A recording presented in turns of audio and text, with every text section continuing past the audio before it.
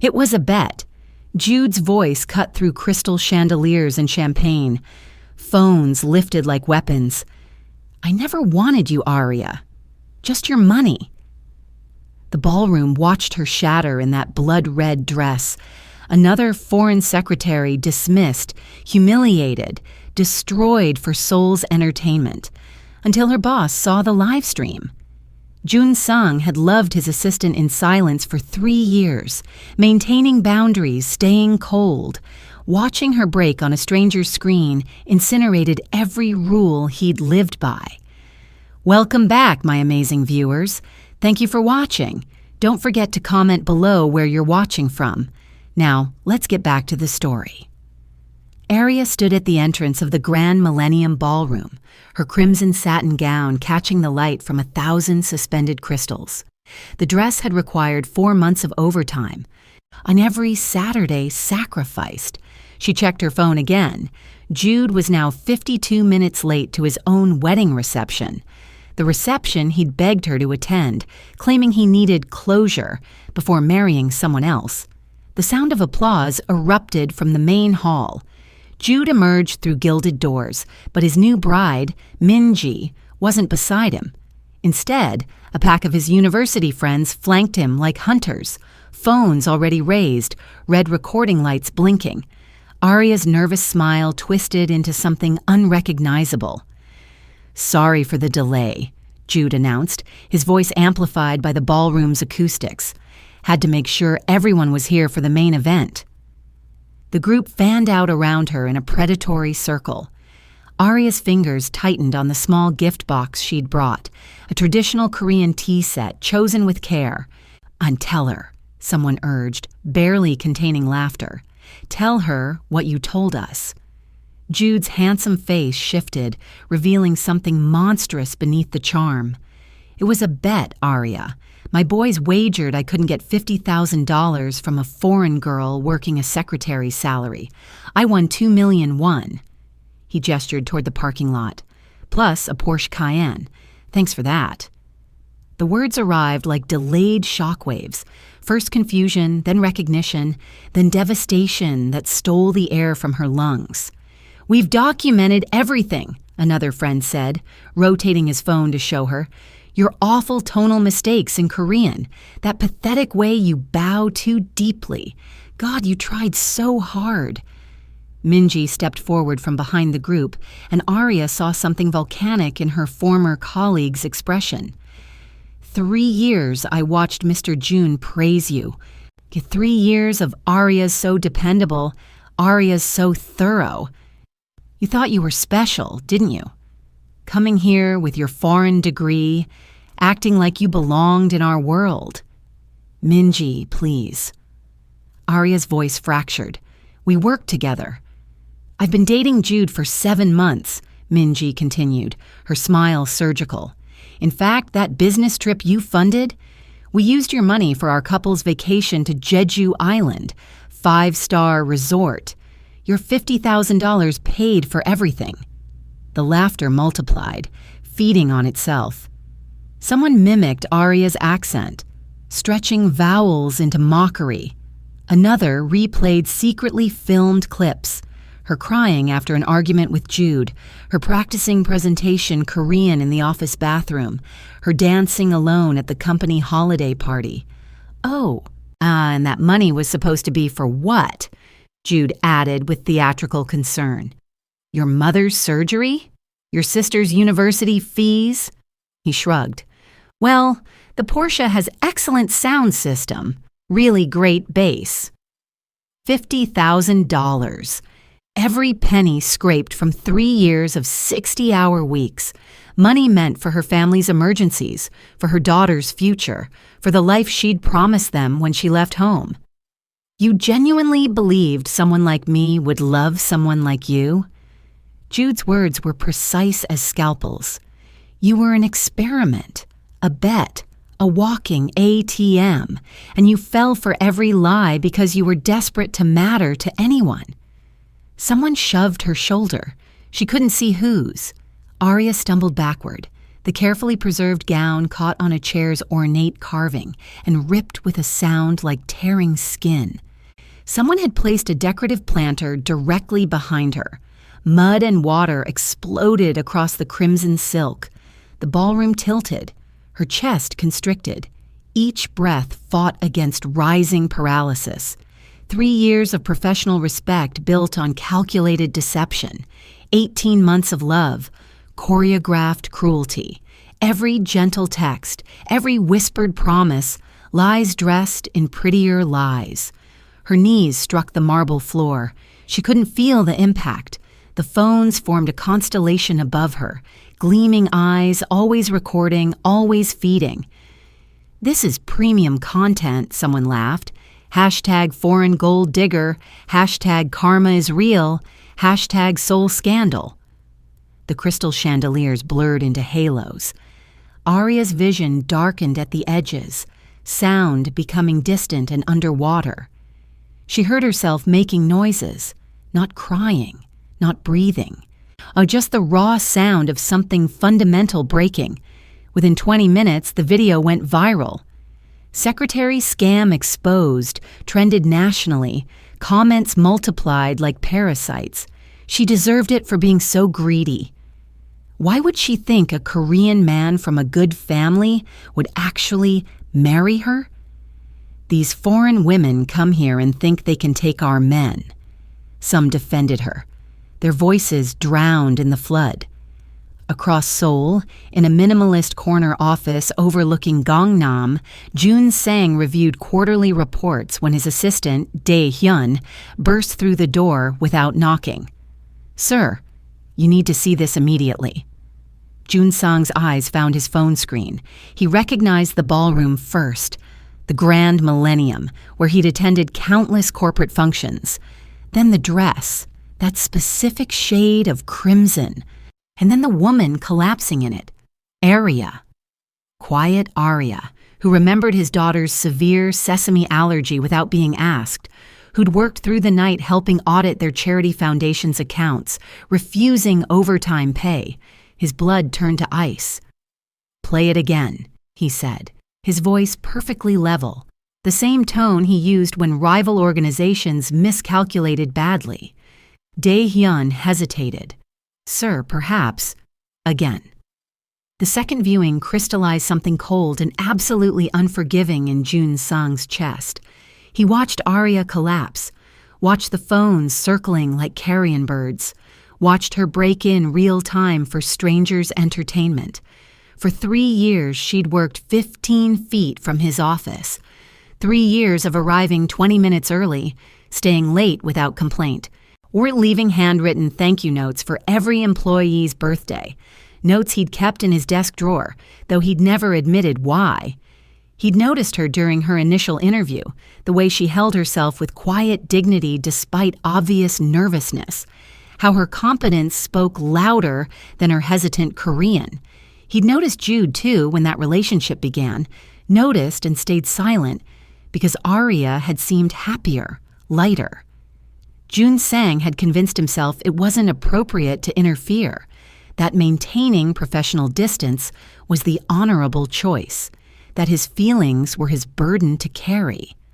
Now, watching her devastation loop endlessly on strangers' phones, professional distance felt like betrayal.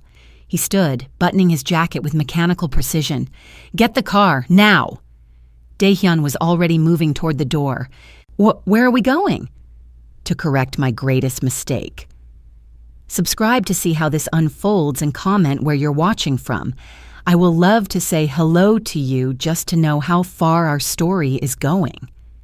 The marble floor was cold against Aria's knees, but she couldn't feel it. The world had narrowed to the circle of phones above her, their lenses like predatory eyes, and the laughter that seemed to come from everywhere and nowhere at once. "Say something in Korean," one of Jude's friends commanded, shoving his phone closer to her face. "Come on, do that thing where you mess up the vowels." Aria's mouth opened, but no sound emerged.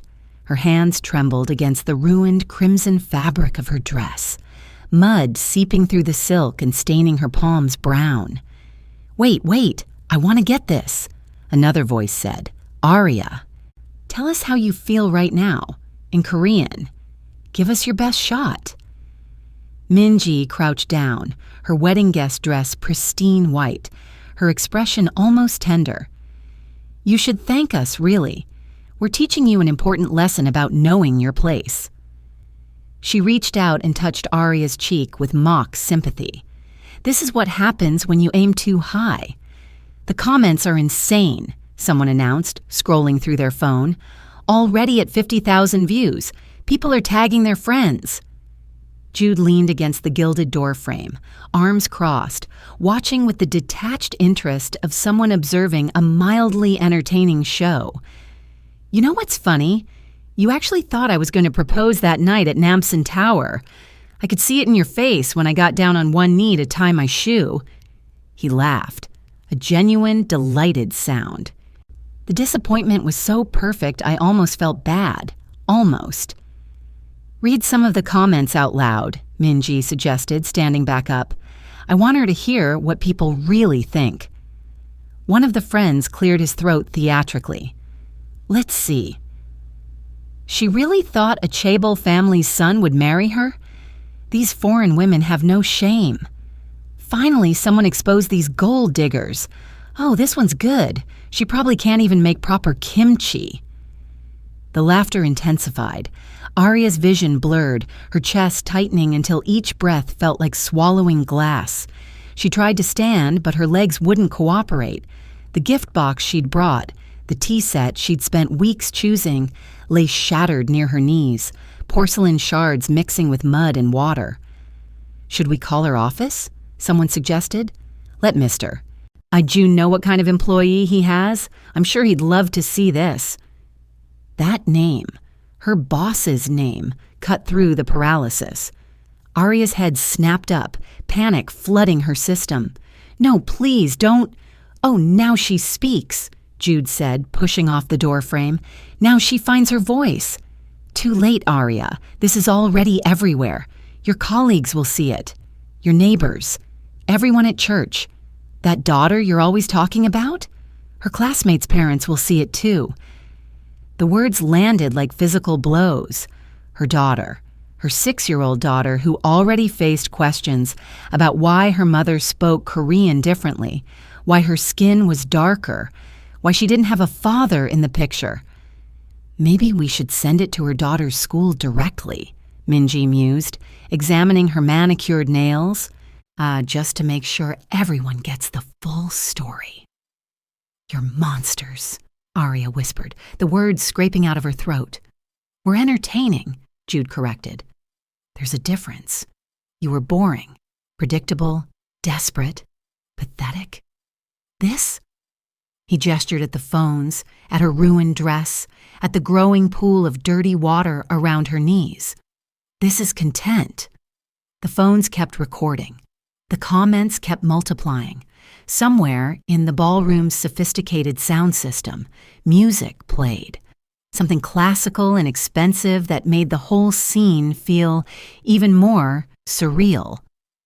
Aria closed her eyes, trying to disappear into herself, trying to find some protected space in her mind where their words couldn't reach. But even behind her eyelids, she could feel the phone's presence, could imagine the video spreading across Seoul like poison through water. 3 years. 3 years of perfect attendance, of learning customs she didn't grow up with, of making herself smaller and quieter and more acceptable. 3 years of believing that if she just worked hard enough, loved genuinely enough, belonged earnestly enough, she could build a real life here, all of it reduced to viral entertainment in 20 minutes. I think we got enough footage, one of Jude's friends finally said. This is going to get millions of views. Wait, one more thing, Jude said, pulling out his own phone. He crouched down to Aria's level, angling the camera to capture both their faces. Smile for the camera, Aria. Show everyone that foreign optimism you're so famous for. She didn't smile. Couldn't. Her face felt frozen, muscles locked in an expression somewhere between shock and absolute devastation. Come on, he insisted, his voice taking on an edge. Smile. Or should I make sure this video reaches your daughter's school first thing Monday morning? That broke something in her.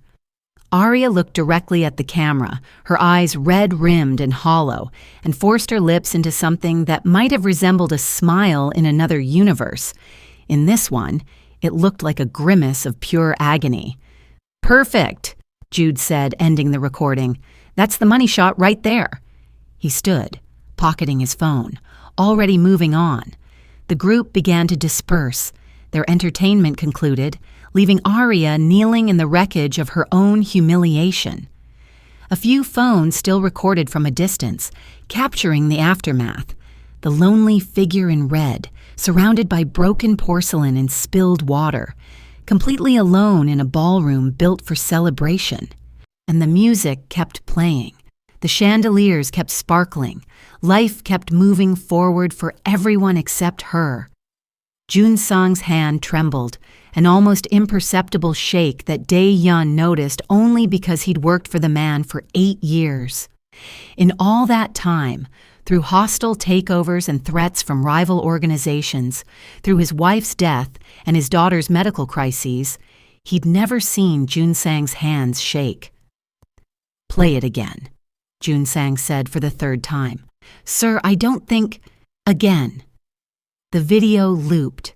Aria's face filled the screen, that expression of dawning horror, the moment understanding crystallized into devastation.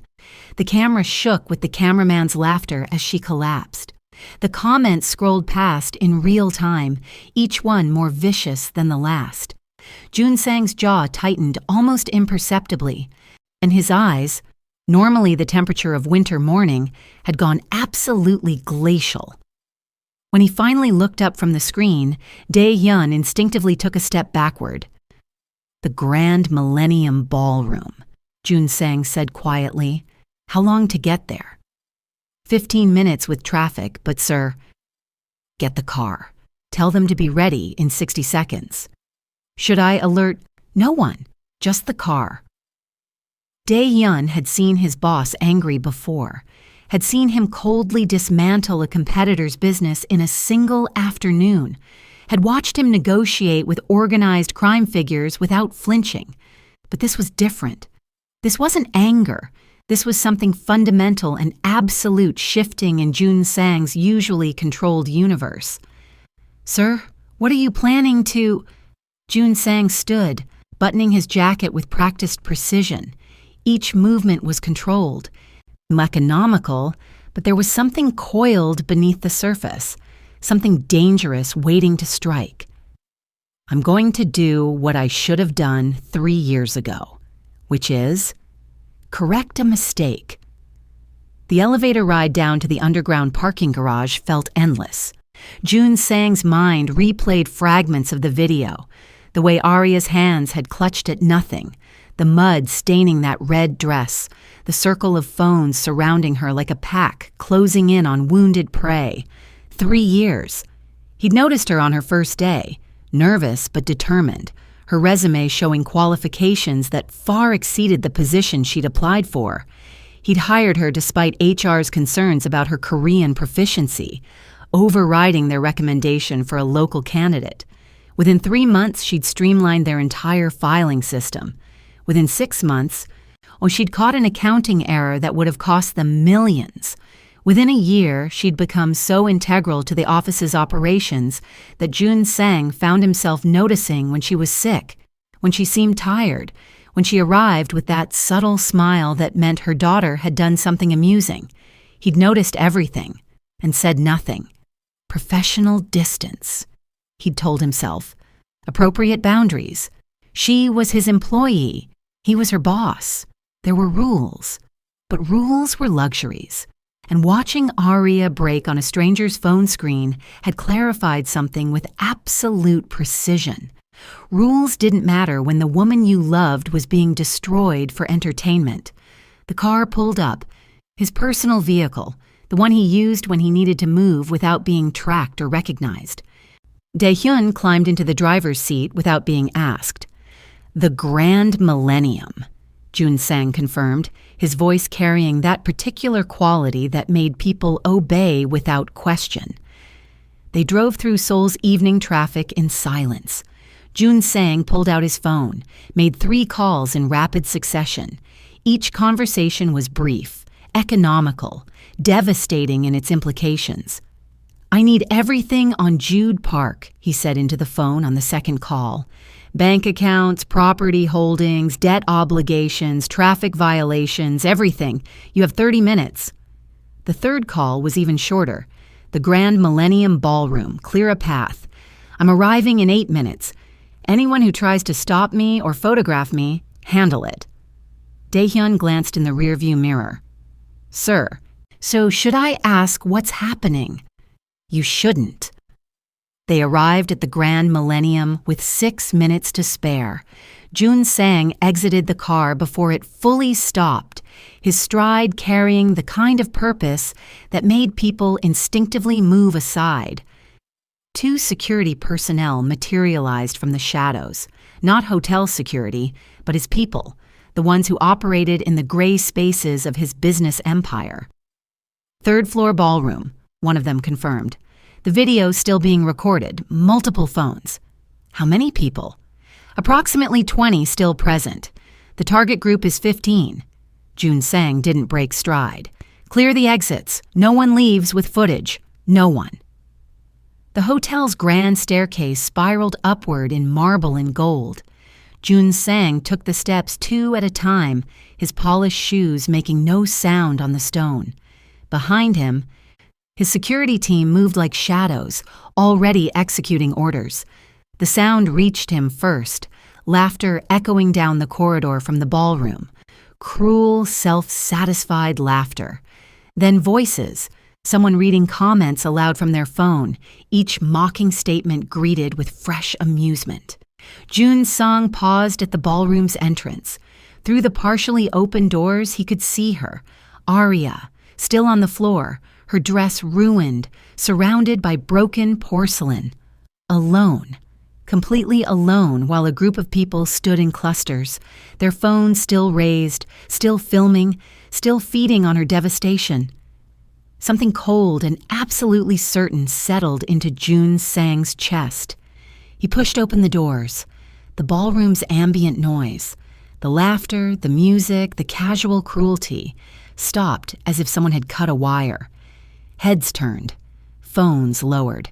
The shift in atmosphere was instantaneous and total. Jun Sang walked through the silence like a blade cutting through water.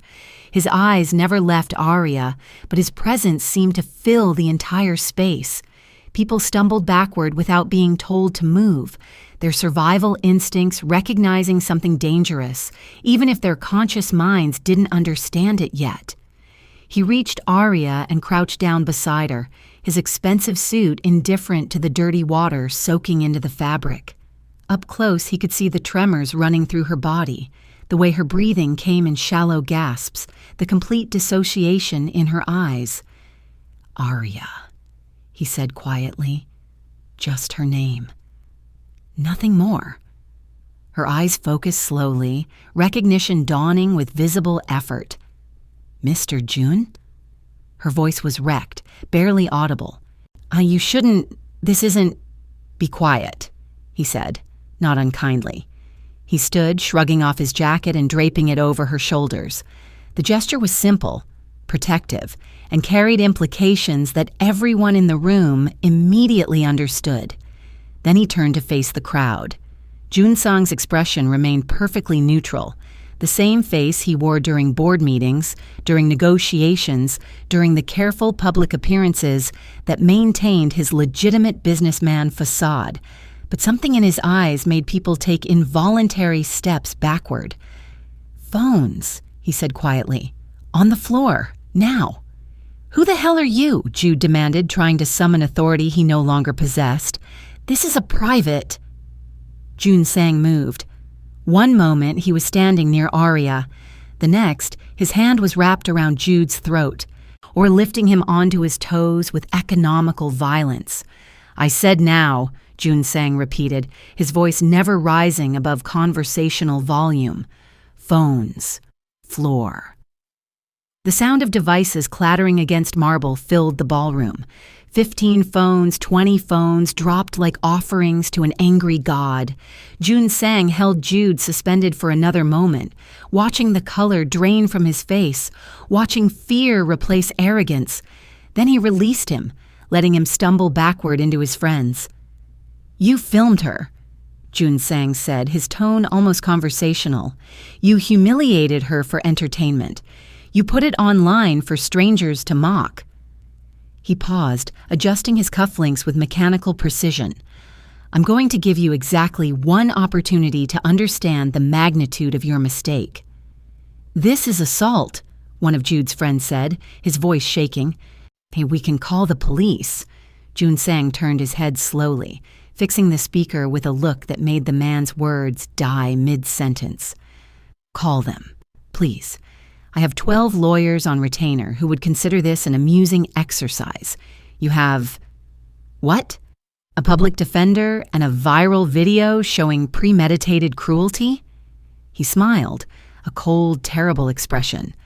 "I look forward to the trial." His security team had materialized at the ballroom's exits without anyone noticing their arrival. No one would leave. Not yet. Jun Sang returned to Aria, crouching down again. "Can you stand?" She nodded, but when she tried, her legs betrayed her. Without hesitation, Jun Sang slid one arm under her knees, the other behind her back, and lifted her as easily as if she weighed nothing. She made a small sound of protest, but he ignored it. "My people will collect every phone, every device, every piece of recording equipment in this building," he said, speaking to the room while looking at Aria. "The video currently circulating online will be removed within the hour. Every copy, every share, every screenshot. If even 1 second of footage surfaces after tonight, I will consider it a personal insult." He paused. "You don't want to insult me." "You can't just..." Minji started. "I can," Jun Sang interrupted, his voice dropping to something almost gentle in its certainty. "I absolutely can, and you'll spend the rest of your considerably shorter career understanding exactly how much I can do." He carried Aria toward the exit. She'd stopped protesting, her head resting against his shoulder, her body finally giving in to exhaustion. Behind them, his security team began systematically collecting devices, checking cloud backups, ensuring nothing remained. At the doorway, Jun Sang paused, looking back at Jude one final time. "You spent her money on a car. That was remarkably stupid. My people will be visiting you tomorrow to discuss repayment, with interest." Then he was gone, carrying Aria through the hotel's back corridors, away from the ballroom and the wreckage of what she'd endured. Jun Sang's penthouse occupied the entire top floor of a building in Cheongdam-dong, a neighborhood where wealth whispered rather than shouted. The elevator required a specific key card to access the private floor, and the doors opened directly into his apartment rather than a common hallway. Aria registered these details distantly, on her mind still fragmented and struggling to process what had happened. One moment she'd been drowning in humiliation. The next, her boss, her reserved, professional, always controlled boss, had appeared like something from a fever dream and dismantled her tormentors with surgical precision. Jun Sang carried her through the entrance, past rooms decorated with austere elegance, into a space that felt more like a sanctuary than a bedroom. Floor-to-ceiling windows overlooked the Han River, the lights of Seoul spreading out in a glittering expanse. He set her down carefully on a sofa positioned near the windows, then stepped back as if giving her space to breathe. "There's a bathroom through that door," he said, his voice returning to its usual measured tone. "Clean clothes in the closet. They'll be too large, but better than..." He gestured at her ruined dress. Aria looked down at herself, the mud-stained silk, the torn fabric, the visible evidence of her devastation. "I should go home. My daughter..." "I called your mother 2 minutes ago," Jun Sang said. Your daughter is having a sleepover at her grandmother's apartment tonight. She doesn't know anything about what happened. You called my... How do you even... I know her number. I know your daughter has a sesame allergy. I know you take the 7:15 subway every morning and usually bring extra lunch because you share with the intern who can't afford much. He paused, something flickering across his face. I've known these things for 3 years. Aria stared at him, trying to reconcile this information with the professional distance he'd always maintained. Nash, why? Because I pay attention to things that matter, he said simply. She wanted to argue, to demand explanations, to understand how her controlled, distant boss had become this person who knew her phone number and her daughter's allergies.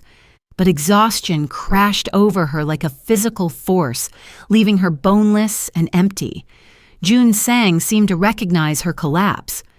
Shower first, then we'll talk. There's tea in the kitchen. I'll bring some. He left before she could protest, his footsteps silent on the hardwood floors.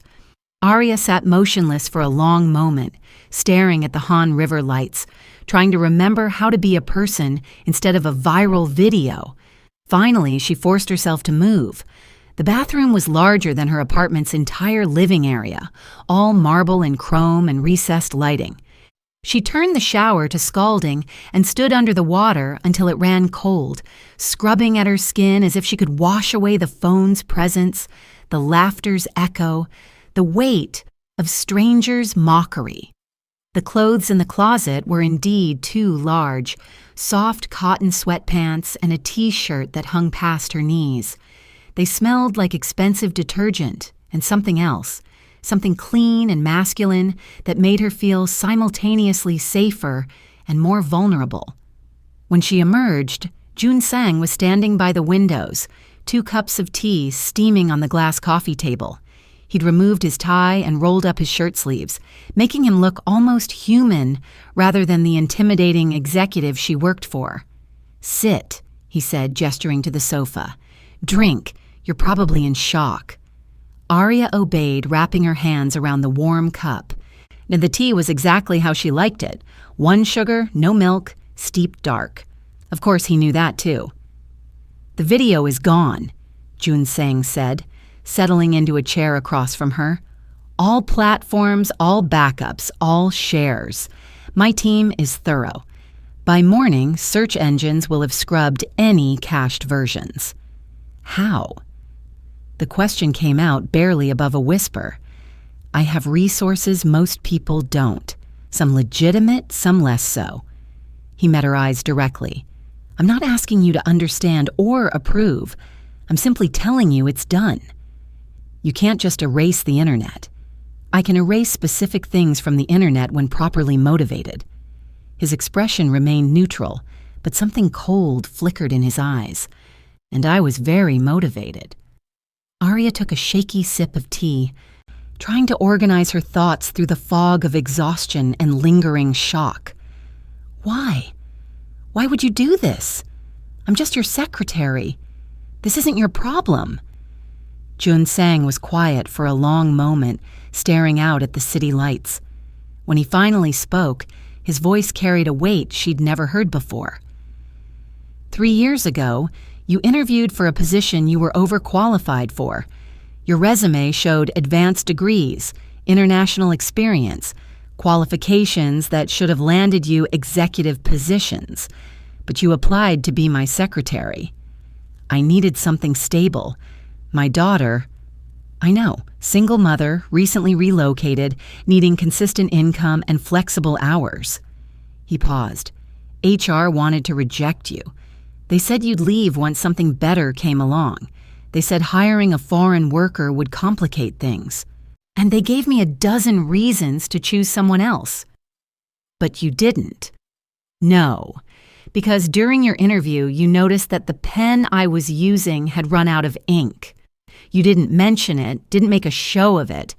You simply placed a working pen on my desk when you thought I wasn't looking. Most people would have let me struggle. You saw a problem and fixed it without seeking credit. Aria blinked, startled. She didn't even remember that moment. That's who you are, Jun Sang continued. Someone who fixes things quietly, who makes everyone around her better without demanding recognition, who stayed late to help an intern with her project because she reminded you of yourself starting out, who brings in homemade lunch for employees she knows are struggling financially, and who writes birthday cards, actual handwritten cards, for people you barely know because you think everyone deserves to feel remembered. His hands tightened on his knees, the only visible sign of emotion. And I watched you. For 3 years, I watched you become the backbone of an office that doesn't appreciate you. I watched you date that worthless man and told myself it wasn't my place to interfere. I maintained professional distance because I thought that was the honorable choice. Because I was a coward who convinced himself that boundaries mattered more than... He stopped abruptly. More than what? Aria whispered. Jun Sang finally looked at her directly, and for the first time since she'd known him, his expression was completely unguarded. More than telling you that I've been in love with you since the day you placed that pen on my desk. The words hung in the air between them, impossible and perfect and terrifying. Aria's teacup trembled in her hands. I saw the video in my office, Jun Sang continued, his voice rough. Saw you collapse, saw them circling you with their phones like predators.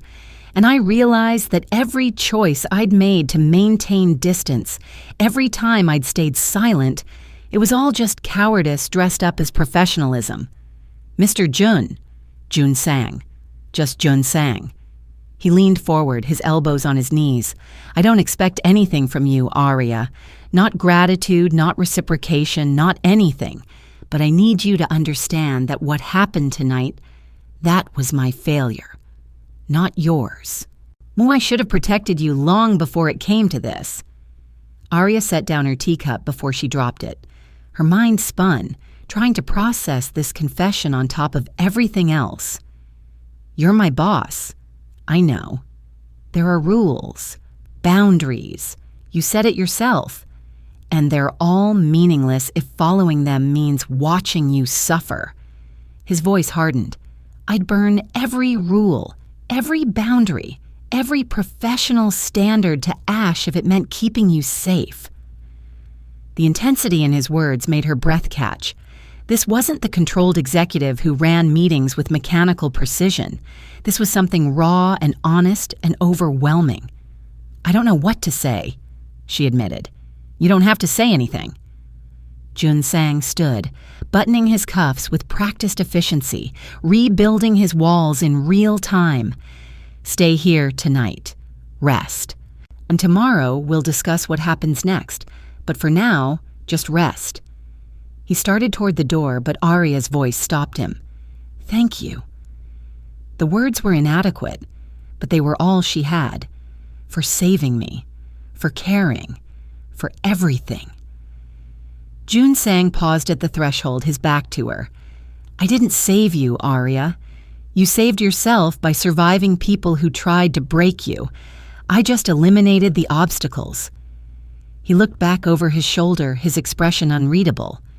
Sleep. Tomorrow we make sure they understand what happens when they hurt one of mine.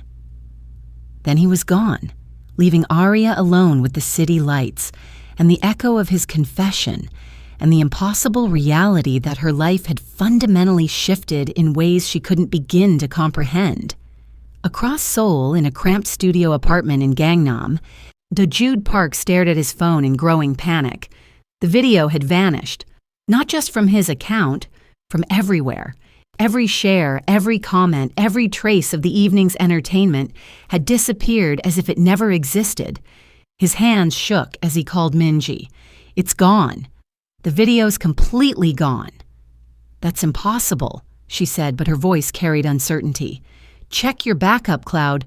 I did. Nothing. It's like it never happened. Who was that man? The one who... I don't know. But that was a lie. Jude had recognized Jun Sang's face from business magazines, from those rare occasions when the notoriously private CEO appeared at public events. He'd just been too arrogant and too drunk on cruelty to process the implications in the moment. Now, in the cold clarity of his empty apartment, already the implications crashed over him like a tidal wave. Jun Sang, CEO of Sangha Corporation, estimated net worth in the billions, rumored connections to organizations that operated far outside conventional business practices, known for surgical precision in destroying competitors, and Jude had humiliated his secretary on camera for viral entertainment. His phone buzzed. Unknown number. Against his better judgment, he answered. "Mr. Park," a pleasant voice said. Female, professional, absolutely devoid of warmth. "This is Sangha Corporation's legal department. We're calling regarding a debt you owe to one of our employees. I don't owe $50,000, plus interest accrued over 18 months, plus emotional damages, plus punitive costs for fraudulent misrepresentation." The voice never changed inflection. "We're calculating the total now. Expect documentation tomorrow morning." "I spent that money. I don't have—" "We're aware. We're also aware of your outstanding gambling debts, your 3 credit cards and collections, and the fact that your new car was purchased through fraudulent means. Our financial team finds this fascinating." Jude's mouth went dry. "How do you—" "Tomorrow morning, 9 a.m., our legal offices. Don't be late, Mr. Park. My employer dislikes waiting." The line went dead. Jude sat in the dark, watching the city lights through his window, understanding with growing clarity that he'd made a catastrophic mistake. He'd thought Aria was weak, vulnerable, easy to destroy for entertainment. He'd never considered who might be watching, who might care, who might have the power and motivation to dismantle his life with the same casual cruelty he'd inflicted on her. His phone buzzed again. Another message from an unknown number. This time, just 3 words.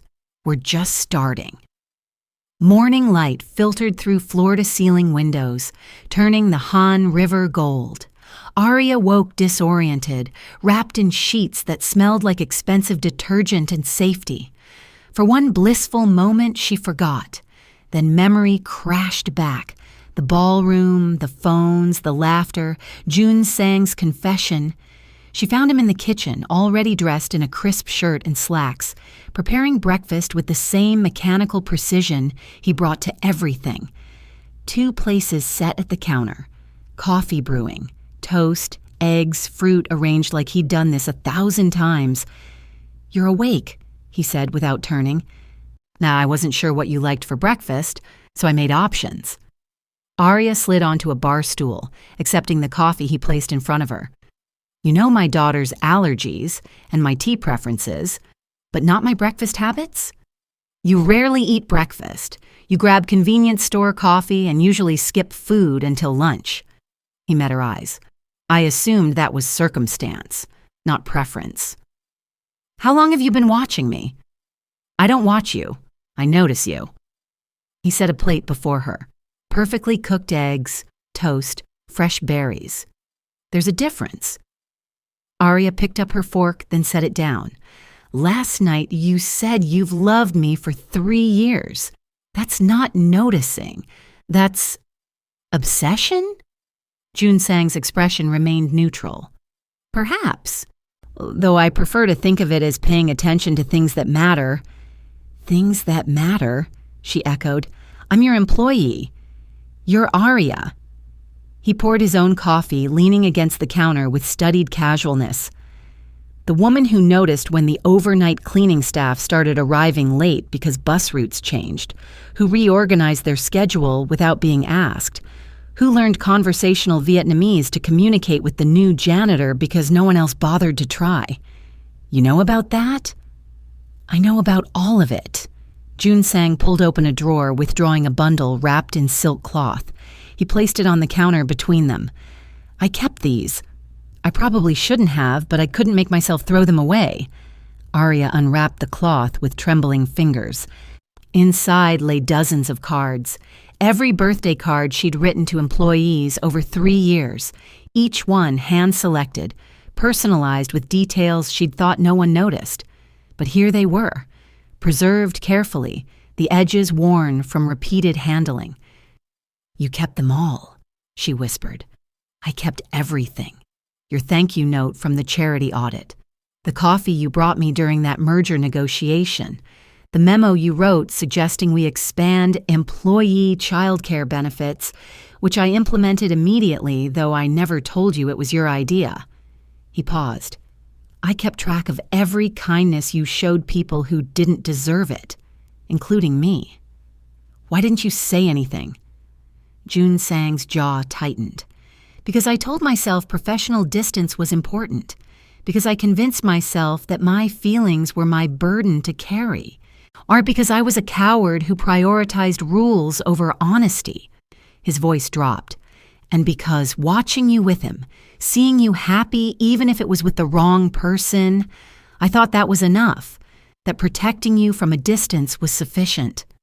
"It wasn't," Aria said quietly. "No, it wasn't." He pushed away from the counter, buttoning his cuffs with mechanical precision, his tell when emotions threatened control. "But I'm done with distance. Done with pretending professional boundaries matter more than protecting what's mine." The possessiveness in his voice should have frightened her. Instead, it felt like safety crystallized into words. "I'm still your employee," she said, testing the waters. "Not after today. I'm transferring you to a different department with a significant promotion. Full autonomy.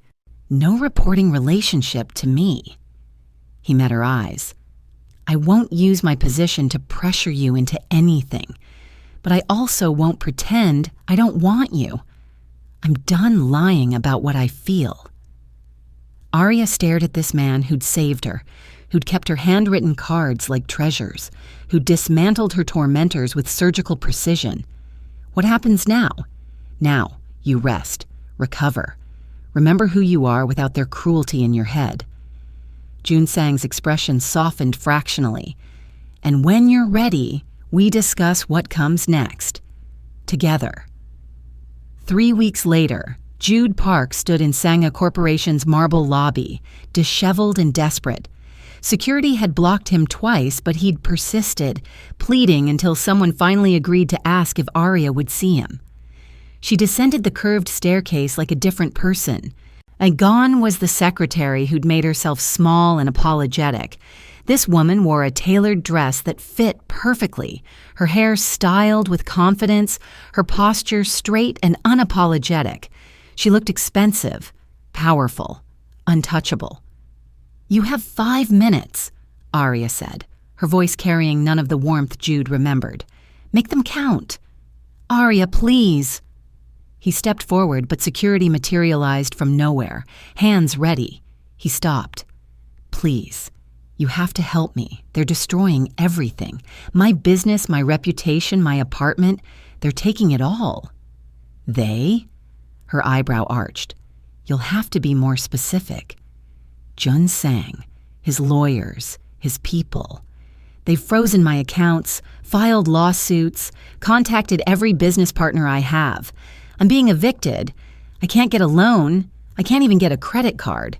His voice cracked. "Now you have to make him stop. Tell him it was a mistake, a joke that went too far. Tell him I'm sorry." Aria studied him the way one might examine an insect. "Are you sorry?" "Yes, God, yes. I never meant. It wasn't supposed to be like this. It was just supposed to be funny." "Funny," she repeated, the word flat and cold. "You destroyed me for entertainment. You spent my money meant for my family, on a car and vacations with your girlfriend. You orchestrated my humiliation down to the last detail. And now that there are consequences, you want me to save you? Please, Aria, I'm begging you." She took a step closer, her voice dropping to something sharp and surgical. "You're not sorry you hurt me. You're sorry you got caught by someone more powerful. You're sorry there are consequences. You want my forgiveness so you can feel absolved, and so you can tell yourself you're not actually a monster." She smiled, a cold, terrible expression. "I'm not giving you that. He's going to ruin me completely." Good. The word landed like a hammer. You tried to ruin me for fun. He's ruining you for justice. There's a difference. I didn't think. That's correct. You didn't think. You didn't think I was a real person with real feelings. You didn't think I deserved basic human dignity. You didn't think at all beyond your own entertainment. Aria turned away, already dismissing him. Your 5 minutes are up. Security will escort you out. Aria, wait. It's Ms. Okonkwo, she corrected without looking back.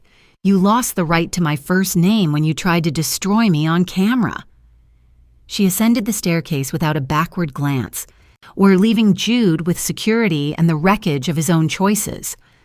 Above, through the glass walls of Jun Sang's office, she could see him watching, a silent sentinel who'd ensured her safety even during this confrontation. She climbed toward him, toward the future she was choosing rather than the one that had been chosen for her. Jun Sang's private garden existed on the rooftop of his building, an impossible oasis of manicured greenery and cherry trees 30 floors above Seoul's chaos. Aria found him there as evening approached, standing among the blossoms like something from a painting. He came to see you, Jun Sang said without turning. I had people watching, but I didn't interfere. I know. Thank you for that. Did it help? Facing him? Aria moved to stand beside him, studying the city spread out below. It helped me understand that I was never the problem. He was. They all were. She paused. It also made me realize something else. What? That you're dangerous. She turned to face him directly. You dismantled his life in 3 weeks, erased a viral video from the internet. You have resources and connections that terrify me when I think about them too carefully. Jun Sang's expression remained neutral. I won't apologize for protecting you. I'm not asking you to apologize. I'm asking you to be honest about what you are, what we'd be if we... She trailed off. If we what? If we stop pretending there isn't something here. Aria gestured between them. You confessed your feelings. You've protected me, saved me, destroyed my enemies, but you've never actually asked me what I want. Jun Sang went very still. What do you want? I want to understand what vulnerability means to you, because you're powerful and controlled and terrifying when you need to be. But you kept my birthday cards. You learned my daughter's allergies. You noticed when I shared my lunch with struggling interns. She stepped closer. Which version is real? All of it. His voice roughened. I'm a man who operates in moral gray zones to build something legitimate. I'm dangerous to my enemies and protective of my people. And I'm also someone who fell in love with a woman too good for him and was too much of a coward to admit it for 3 years. Why were you a coward? Jun Sang looked away, jaw tight. Because you deserved better than a man with blood on his hands. Because you're kind and hopeful and everything good about humanity. Because I thought if I stayed silent, you'd find someone worthy. Someone who didn't have to scrub the internet or threaten people to protect the woman he loves. But you did those things anyway. Because watching you break was worse than staying silent. Because some things matter more than my own self-loathing. Because... He stopped, struggling with words that clearly didn't come naturally. Because loving you from a distance was killing me slowly, and losing you entirely would have been fatal. Aria reached up, touching his face with gentle fingers. I spent 3 years making myself smaller, hoping to belong, trying to fit into spaces that were never meant for me. And you're asking if you're good enough? She laughed softly. Jun Sang, you're the first person who made me feel like I didn't need to shrink to matter. Aria, I don't need perfect.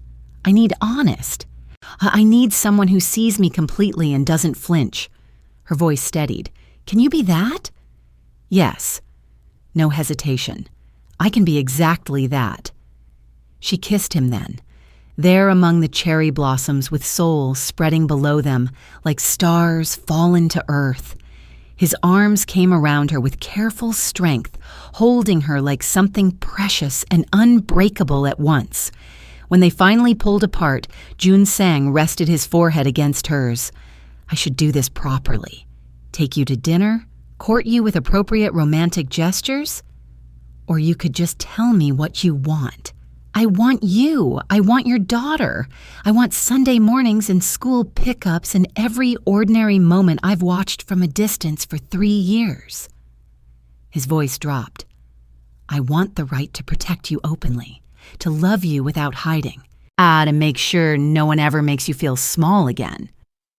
That sounds like a proposal. It's a warning, Jun Sang said, because once I have you, I'm keeping you.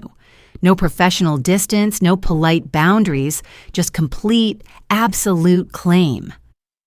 Aria smiled against his lips. Then stop warning me and make it real. The announcement broke Seoul's business circles like a dropped bomb. Jun Sang, the notoriously private CEO, engaged to his former secretary. The speculation was immediate and vicious, until people started actually meeting Aria. She attended galas as Jun Sang's equal, not his accessory, spoke at charity functions with confidence earned through years of quiet competence, held her own in conversations with executives who'd initially dismissed her, then found themselves impressed despite their prejudices. The mockery died fast, so replaced by grudging respect, then genuine admiration. Jun Sang's protection helped.